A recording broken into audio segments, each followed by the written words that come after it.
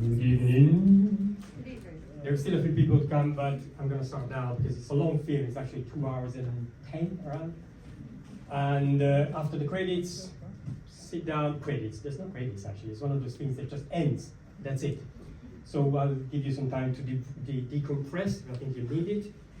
And there'll be some people coming over with drinks as well, novelty. It's quite nice. And then you're going to have to be submitted to about 20 minutes of me sort of vomiting onto you everything I know about this film. I mean, there have been books and essays and things written about this film, so I feel quite at ease trying to convey everything that there is to know about Vertigo. It's an absolutely amazing film. When I first watched it, actually, I was probably too young, but I hated it. I didn't like it. And that's probably, not hated it, but I'm sure, how many of you have never seen the film? Ah, a good, more than a third, really. Great. So no spoiler, of course, but it's one of those films that kind of leaves you a little bit cold and you don't quite know what it means. And it's designed, really, to be seen twice. And if you've seen it, you'll know why. And actually, the more you watch it, the more you sort of appreciate things that you hadn't quite noticed before. And you see details and layers and subtext and, you know, Hitchcock wasn't interested in the story so much for this film. He was really interested in the subtext. It's a film that on the surface, it's about, you know, haunting, it's a thriller, it's about a mysterious woman, blah, blah, blah, and all that. But actually, it's really about obsession. It's about being obsessed with love for a woman. Like, is it really love? And so on and so on and so on. It's a film with so many layers, so many hidden meanings, and we'll go through all of those afterwards. And I won't say much, but please do try, and I know it's awful when I say, you know, have a look at this, have a look at that, if you haven't seen the film, but you know, I still do that anyway. Try to have a look at the way he uses the colors, particularly red and green. It's fascinating. We'll go through all of those later on. Actually, I've got my laptop here this time, and we'll literally pause and stop, and I'm going to rewind certain scenes and show you things I'm sure you missed, because I've seen this film 10, 15 times or something, and I still don't know about them, and I still miss them. And they're really, really subtle and really great, and Hitchcock planned it meticulously. All the details, all the camera moves, and all the positions of the actors within frame. Hitchcock is famous to have said, you know, actors are like cattle, you know, they're animals. You know, very sort of controversial line. What he actually meant is not that they should be treated like such, you know, that's not what he meant. What he meant is that he planned this shot so meticulously, knew what was happening within frame. He never looked through the viewfinders, never, because he knew what was going on. You know, he'd done all the storyboards.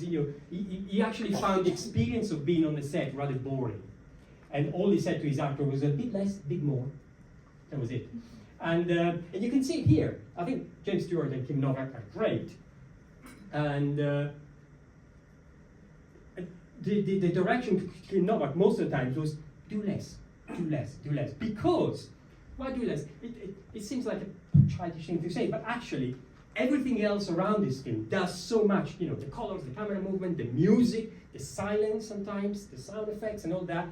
Everything else built around the actors already convey the emotions and the scenes that the scene wants to carry. So there's no need for overacting. There's no need to do much with your face. You just need to be there sometimes. That's what it meant. Whether you agree or not, I don't know, but the proof is in the pudding. And this film, I think, is considered a masterpiece. It's, I think it's #1 in most critics' lists. You know, I mean, lists are idiotic, but you know, that's where they are. And it's #1 in the Sight and Sound list. He even surpassed Citizen Kane, you know. So, you know, that's what we're facing here at the moment. And it's really interesting. We'll try to analyze why is that.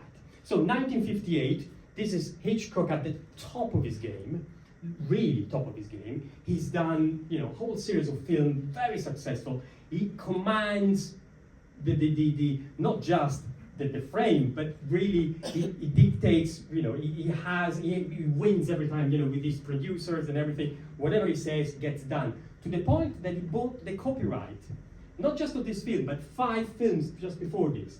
Rogue, Rear Window, Trouble with Harry, The Man Who Knew Too Much, and Vertigo. He bought the copyrights back from Universal and to give to his daughter, Patricia.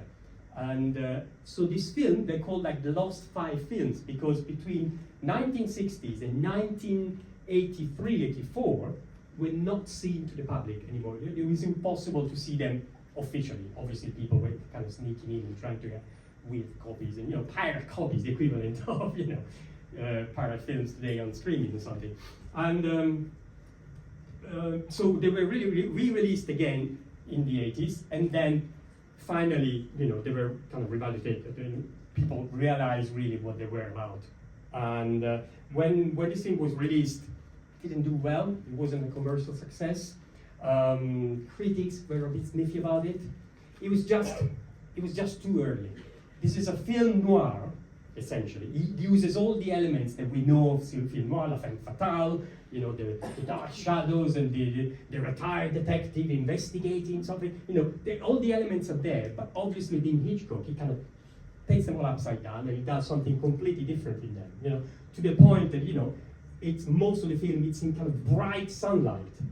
In this San Francisco, it's summer and the sun's shining and all the time. Sometimes you have this kind of hazy effect. There's a scene in a graveyard. You notice it's all kind of smeared and it's like dreamy or something. Completely different from what the real film noirs used to be doing.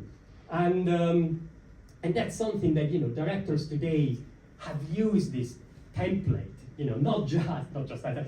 Use all the stuff that Hitchcock did 45, 50, 60, 70 years ago. This is 1958, so you do the math, I'm very terrible at that, but anyway. And look at David Fincher's Seven, which the whole film is in the dark, and then right at the end was sort of in the kind of broad daylight in this desert. Do you remember the scene? What's in the box? What's in the box? You remember that? It's in sort of bright sunlight. And he was inspired by this film because sometimes the juxtaposition of terrible deeds and mysterious events with the sort of bright sunlight it works to your advantage. It works really better than having a sort of darker scene. And so on and so on and so on. So, James Stewart, he blamed it on James Stewart incidentally. He said, well, the film didn't do well because it was too old. Bullshit, that's what he said.